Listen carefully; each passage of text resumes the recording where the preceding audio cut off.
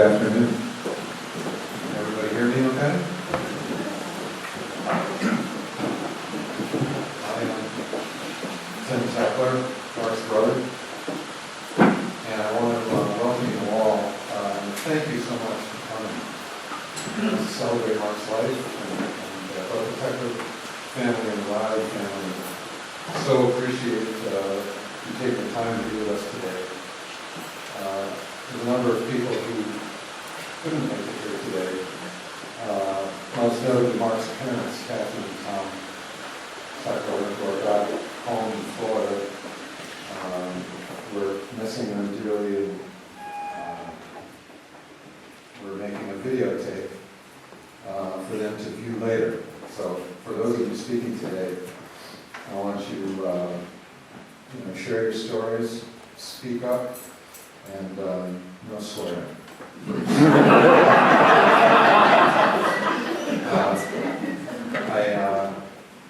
I'd like to introduce you to a couple of Mark and Melinda's good friends, Karen Robinson and Richard Gardner.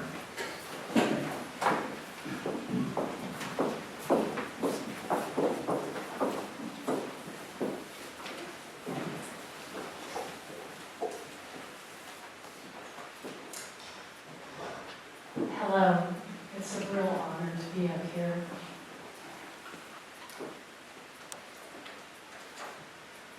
Stop all the clocks. Cut off the telephone.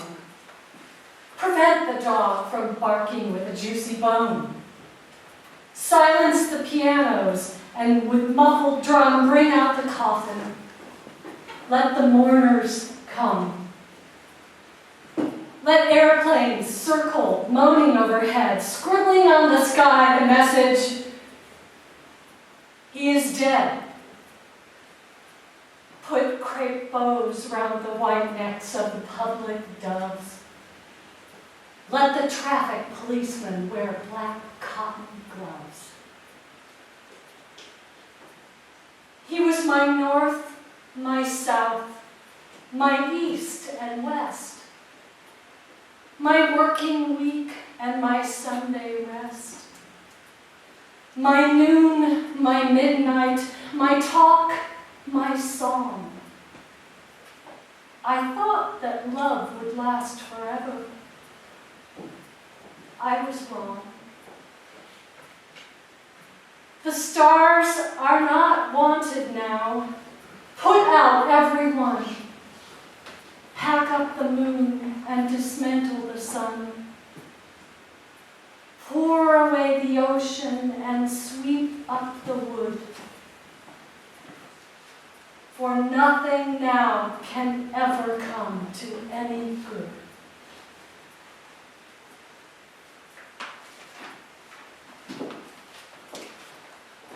Good afternoon, I'm Richard Gardner. One of my many wonderful memories of Mark is when he and Melinda came up from Florida at the time. And I run a Shakespeare company in Atlanta, Georgia, and they came to our outdoor Shakespeare in a tent. And from that time on, every time I saw Mark, he had this wonderful ability to question you about what you're doing and make what you were doing the most fascinating thing in the world. And also, he would challenge you in a way that made you think about what you're doing in ways that you hadn't really thought about it. It would make you dig deeper.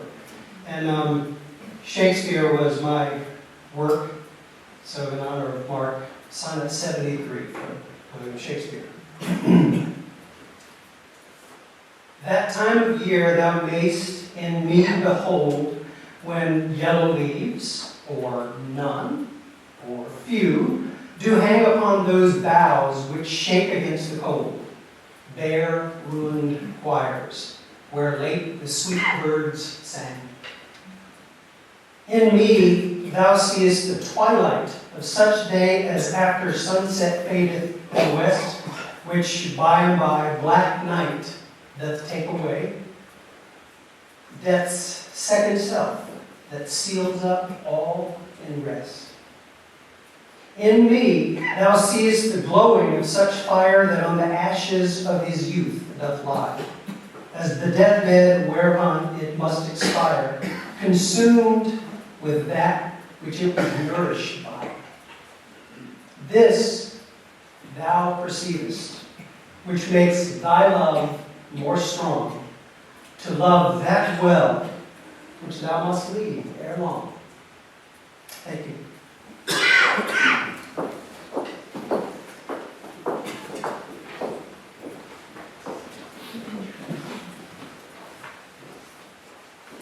Hi, my name is Mark Techler.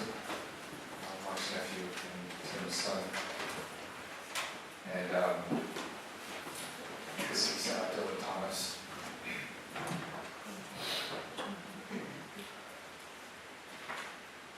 And death shall have no dominion. Dead men naked, they shall be one. With the man in the wind and the west moon, when their bones are picked clean and the clean bones gone. They shall have stars at elbow and foot. Though they go mad, they shall be sane. Though they sink through the sea, they shall rise again. Though lovers be lost, love shall not, and death shall have no dominion. And death shall have no dominion under the windings of the sea. They lying long shall not die windily, twisting on racks when sinews give way, strapped to a wheel, that they shall not break.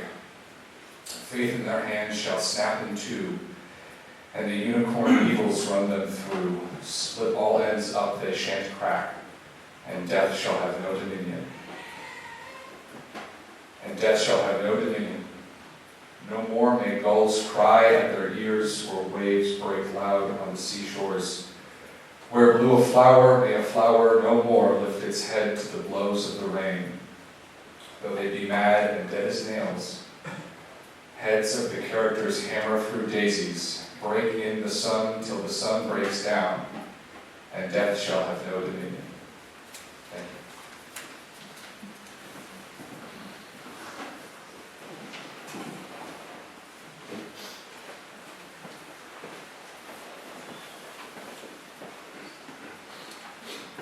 Wow.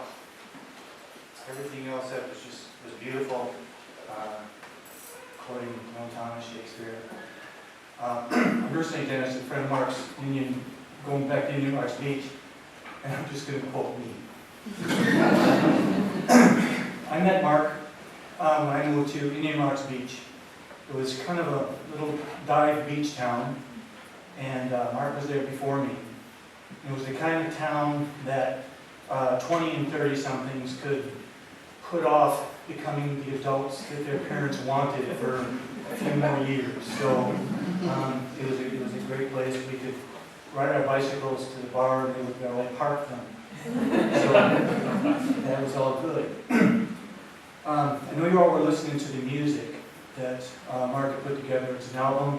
I believe it was called Beach Dreams. And we all know what a great musician and how he had music in his hands. And he did a great job on that album. But to me, the exception was the naming of the songs. The first time I heard the album, I was sitting in the car with him, Greg Anderson. It was Mark's Volvo. And he was playing it on a cassette. Back then we had cassette. And as the song would play, either Greg or I would, call out a name. And I'm sorry, we were all reading St. Pete Times too. It was a big day. And we would call out a name, and Mark liked it, he would write it down or something like that. But after all the work that he put in creating all that beautiful music, the names of those songs came from him and two friends that were hungover on a Sunday morning, sitting in a Volvo, reading the paper. So that was how much work that went into that. That's, when people were saying how beautiful it was, I go, I know more about this. Mark was just a great dad. And I saw that firsthand when Matt and Michael were really small. I remember one time I went into, it was Home Depot, and I saw them there. And these two were small enough that they could still fit in the seat up top, and another one would be down in the bottom. And while Mark and I were talking, they constantly changed places. And so this one would go down, this one would come up, this one would step on this one, you know, all that kind of stuff. And so, you know, Mark was kind of watching everything, and I wasn't a parent yet. And so, you know, at one point, you know, all this is going on. And he looks up and he sees a little bit of concern on my face. He goes, "Oh, our whole life is like a lobster cake."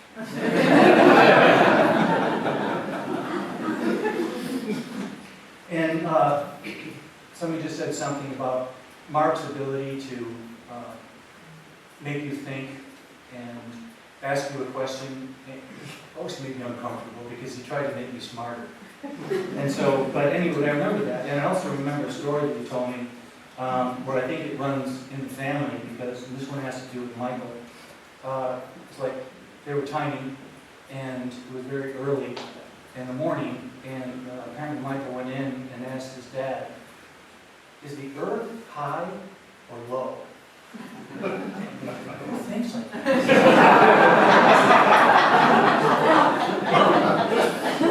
So, and Mark's answer was, "I don't know. Go call your Uncle Bruce."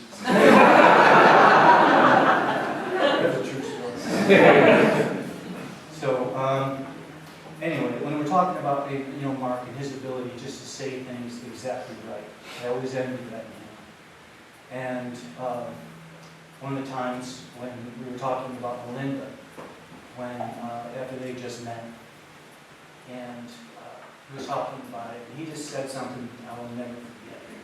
And I'm sorry for speaking. He said, "Bruce, I'm so happy. I feel sorry for everybody else."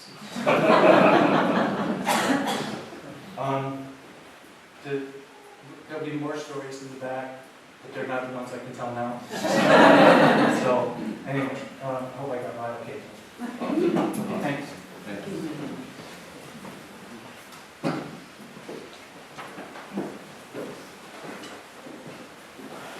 Hello everyone, thanks for coming out today. For those who don't know me, I'm Mark Techler. I'm Mark Techler's son. We're really grateful for everyone who came out today to support our family. We all share special moments with Mark, and they will not be forgotten. My dad gave me everything. He always supported any goal that I wanted to go after. As a son, it's important to have a father that always believes in you. I keep hearing stories of different family and friends that come up to me and tell me that my father was like a father to them. It's inspiring to hear all of your stories and how my father mentored and cared for you all. It is great to hear that you were all able to turn to my father for guidance when you needed help with difficult decisions in life. My dad always had a strong work ethic. He would always tell me, the harder you work, the luckier you get. This has been a mantra that I've tried to stick with for my progression of my own goals. He also emphasized the importance of being a good listener. He attributed this skill to being a good salesman during his career. When I started my career in sales, my dad would tell me the most successful reps that he knew were all good listeners. I've taken this lesson and applied it in my own sales career, which has given me success. My mother has always been there for my father. She was there with him 24/7 dealing with the hell of cancer. My father said my mother showed him a level of love that he didn't know was possible. My mother was always there for my dad, and now it's our turn to be there for her. Every day during the end, he kept telling us that this is the way that I have to die, surrounded by everyone that I love. Death is not so bad. He was a role model for us up until the day he died. As opposed to fill his days with anger, he filled his days with a positive outlook on life. He was always hopeful and always grateful for all the times we all shared with him. His grace and attitude towards life will not be forgotten. Death is cunning. Death is unexpected. And death is unfair. Death reminds us of how finite life really is and how it's important to cherish every day the ones that we love. While Mark Techler, the man, has died, his spirit and all our memories with him will last forever. Thank you.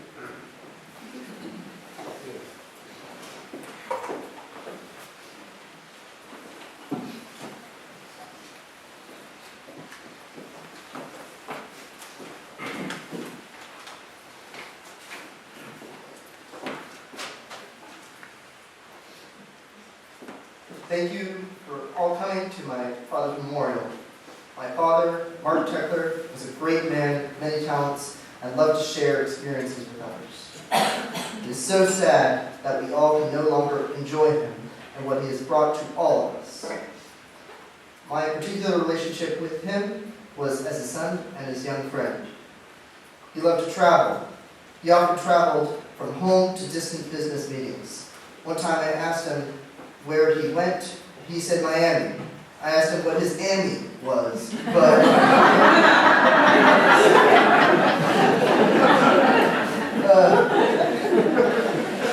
he thought the misunderstanding was funny. Even during his free time, he would take weeks off. Linda, Matthew, and I were fortunate enough to go on many vacations with him. We traveled to England, Canada, Italy, California, and even took a long trip up the east coast of the U.S. Even in spite of his terrible illness, he did what he could to enjoy his trip to Norway. What I am most grateful for is the time I spent with him. After I found out he was dying slowly of lung cancer, most Saturday mornings, I would take long walks through the city with him. We discussed many things. As adults, we would respectfully disagree on some political topics, or discuss the development of science, or the strange new findings of that our species discovered through science. Also, we discussed the history of Western civilization over time, and Enlightenment values, and their successes, failures. My father was something of a polymath, with expertise in sales, music, visual arts, politics, science, and many other things. You know he was very smart. I remember him teaching me about three-point perspective and drawing isometric drawings of cubic objects. It may be considered a position that appearances of things are dependent on one's position relative to the objects around them. He also taught me that how in most situations people are willing to reciprocate acts of generosity with even more generosity. He used the strategy to keep his business contacts. I hope to live as kind and patient with others, nonsense, to help others and myself.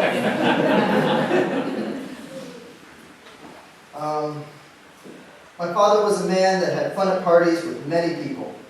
From that, I learned how to converse with adults and realize how people looked at the world from various perspectives.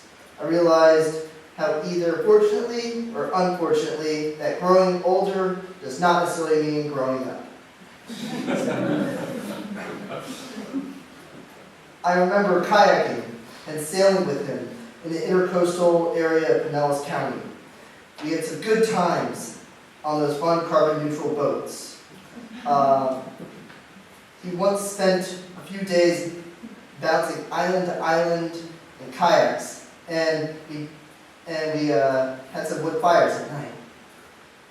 Unfortunately, he was not able to have fun with me and the rest of us because he was afflicted with cancer. However, during his final days, he expressed a gratitude for love of his family that never waned.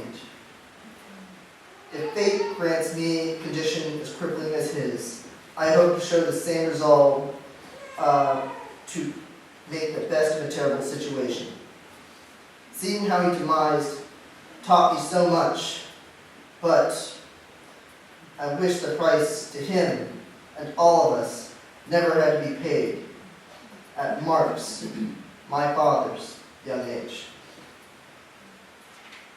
For myself, I thank Mark Techler for the man he has made me. For everyone here, we offer our thanks to his living memory of the person he was when he helped us, and will continue to live with us in memory for the rest of our lives.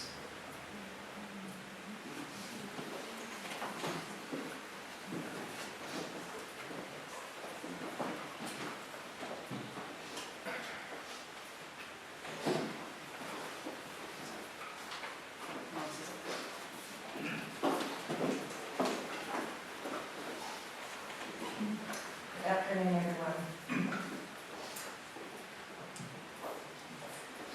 With a heavy heart, I welcome you all to this gathering to mourn the loss of my husband, Mark. This time together allows us to pay not only our respects, but to offer love and support to one another during this difficult time. Mark had such an extraordinary idea, taking us into his world of curiosity, music, art, and love of life. He was truly a Renaissance man. He generously offered his love and friendship, and today is our chance to thank him for the way that he brightened our lives. We feel cheated. He was taken from us too early, too young. It's hard, but we're learning how to be grateful that he was here at all and touched us until his final days. Now that he is gone, even with all your generous support, life without him is both hard and lonely. My dear Mark, things I miss the most.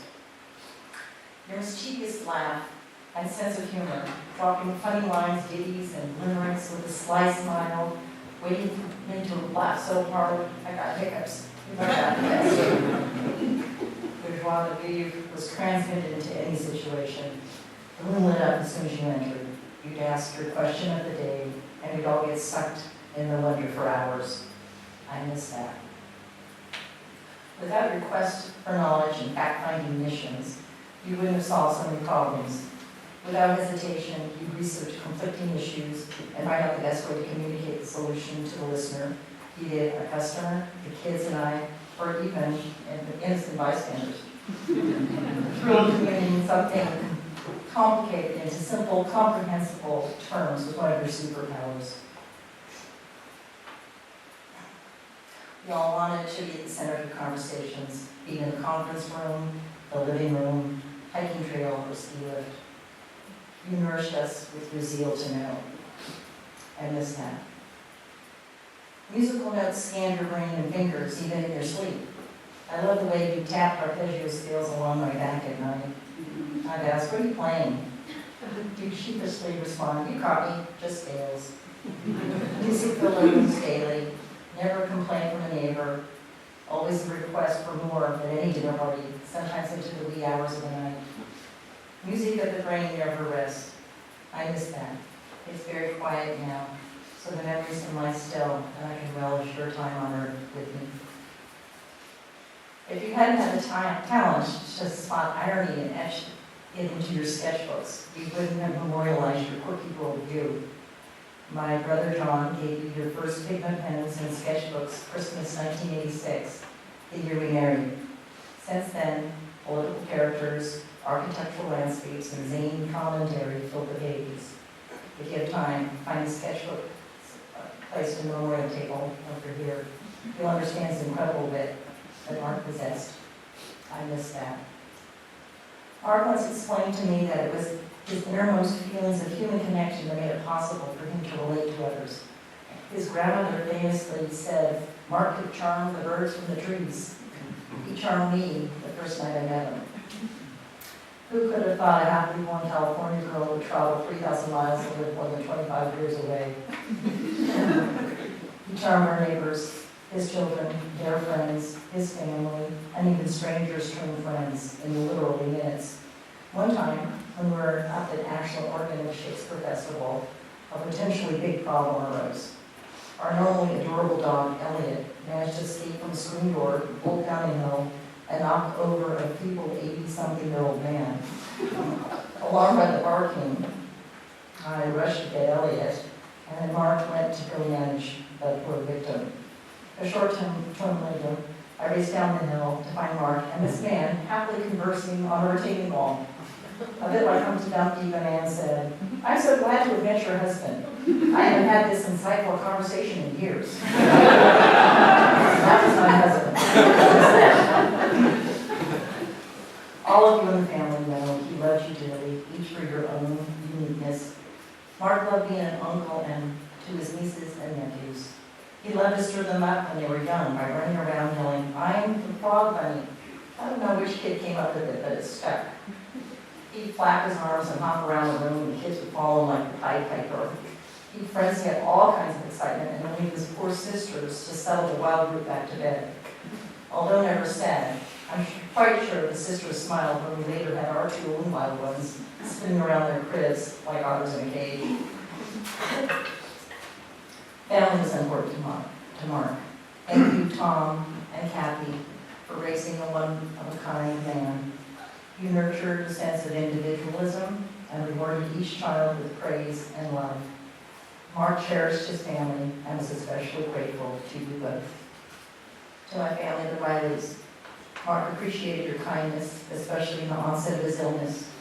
Connecting us with Stanford gave us 3 years of what we learned to call quality of life. Your meetups at the Arlequin Cafe and tours through art museums were priceless. Mark treasured the time you gave him. Mark loved being a father. It was a sense of duty, discovery, and pure joy. The moment he first held you, Michael and Matthew, he was transformed. His individual achievements seemed less important as he immersed himself into fatherhood. Michael, you and Dad complemented one another in your curious quest for world wonders.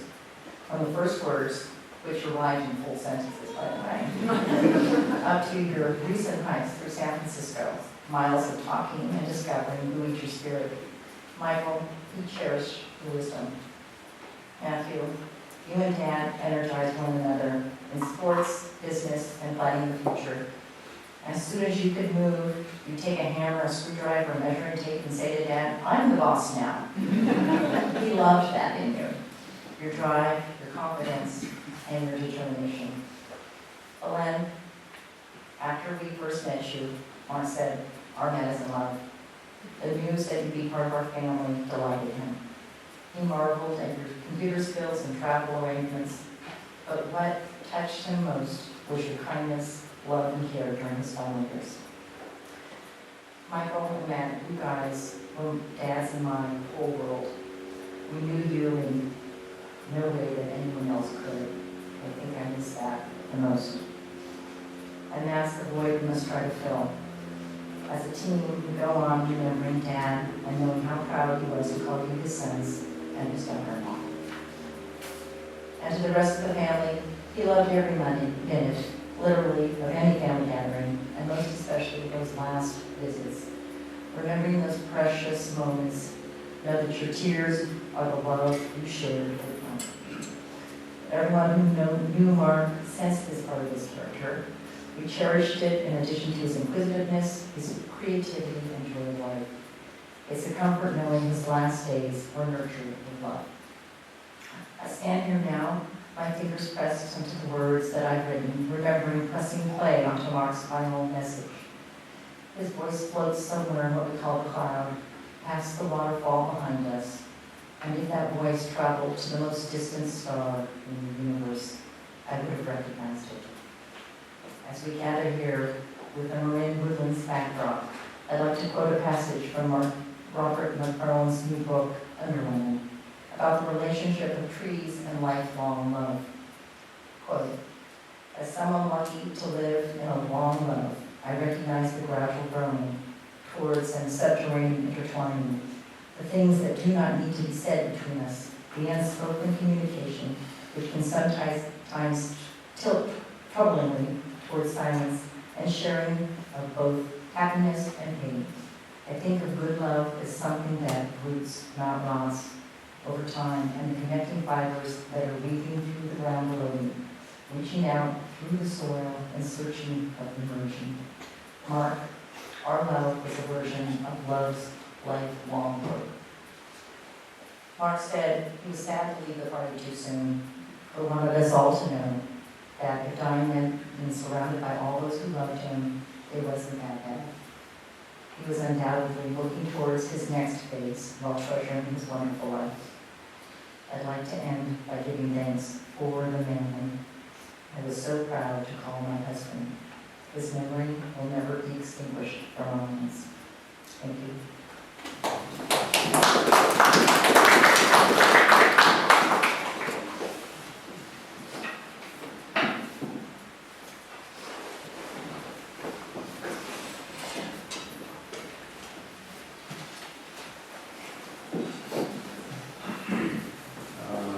I first met Mark.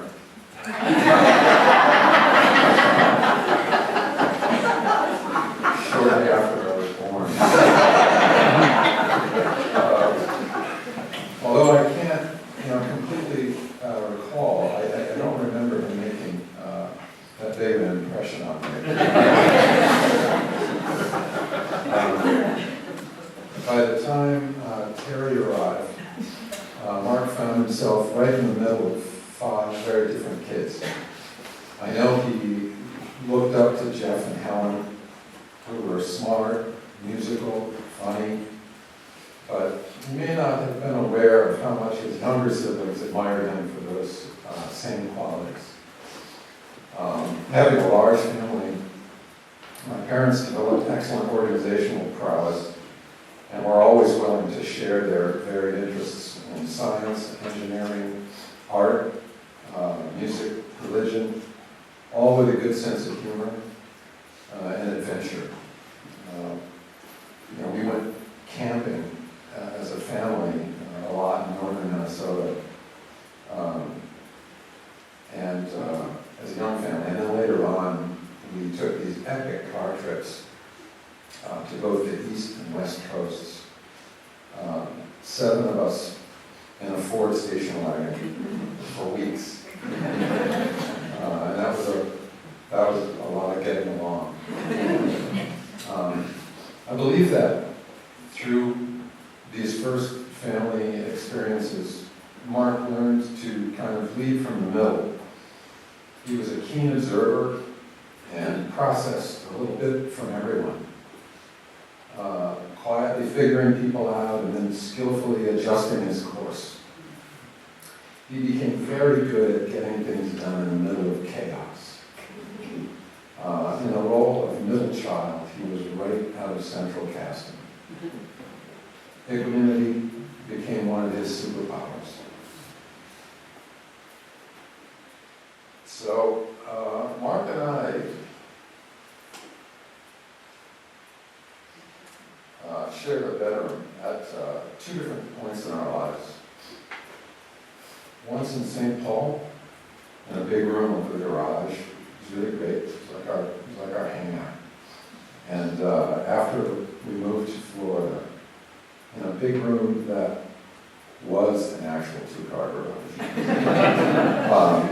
converted to accept us. And so we got to kind of customize it. The move across the country was a big transition, and some of us struggled with it more than others. I did. And at the ages of 13 and 16, we were in a strange new place, and we grew closer in that process. He was an inspiration to me, and it was amazing to watch him adapt. Before long, he was on the high school tennis team and in a jazz band that would practice at our house.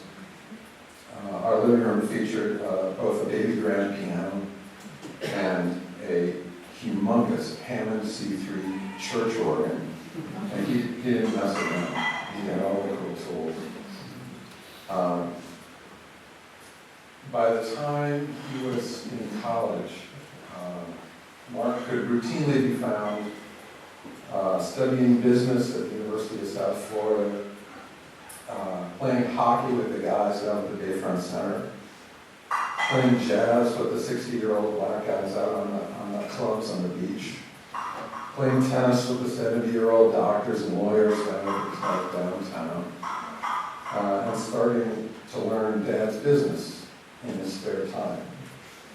The guy was a little bit like Zelly, the character in a Woody Allen film who somehow blended in flawlessly with a wide variety of intellectuals, and he had just an amazing capacity for that. You might think that sort of jealous, but it did not. I was very proud of him.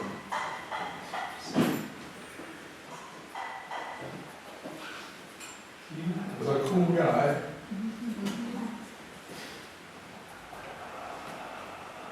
And he was quite modest about his gifts. You know. He had a great sensibility. I'm sure you can all relate to this in different ways. He had a great sensibility about a love for life, of family, of humor, art, music, books. You know, you just wanted him on the team, at the party, in the book club, on the hike. And I remember how excited Mark was when he first met Melinda.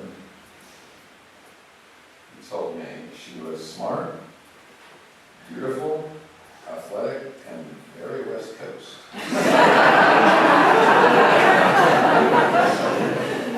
They seemed to bond immediately over their love of travel and experiencing new places together.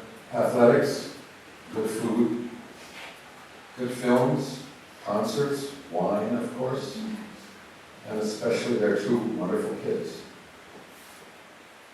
Over the years, our families had the good fortune to vacation together, and we would often visit them at their home in Bel Air. Melinda and Mark created a wonderfully warm and welcoming atmosphere. Every dinner there included meeting interesting new people, and we have fond memories of wonderful meals and music and conversation, but mostly watching you boys grow up into the fine young men you are.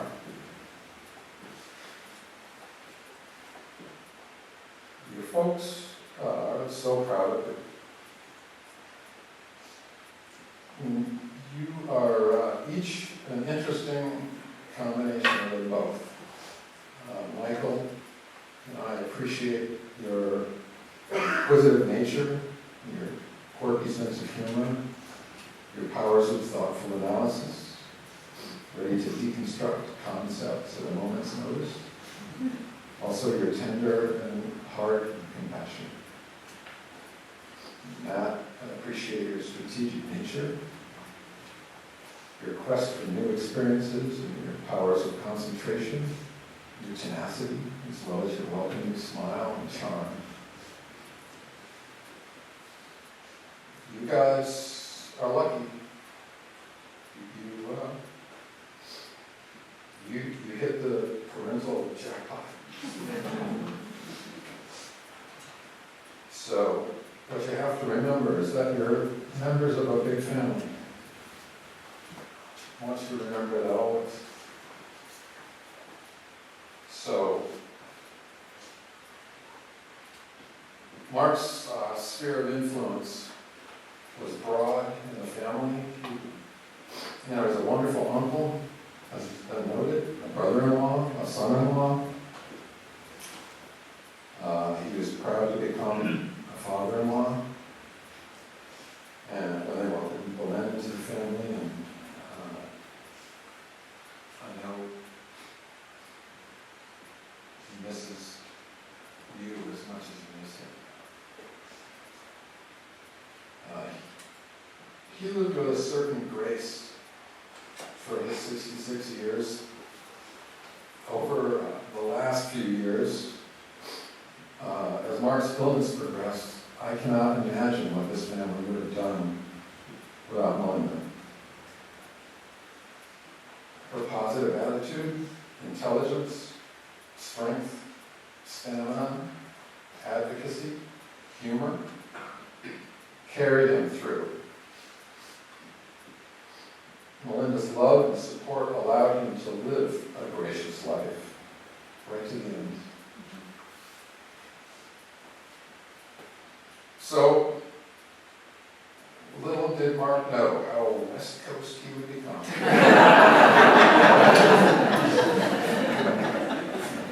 And he loved it here, which is a good thing, because now he's part of it.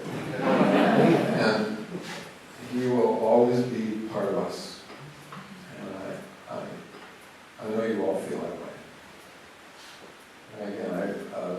so much coming.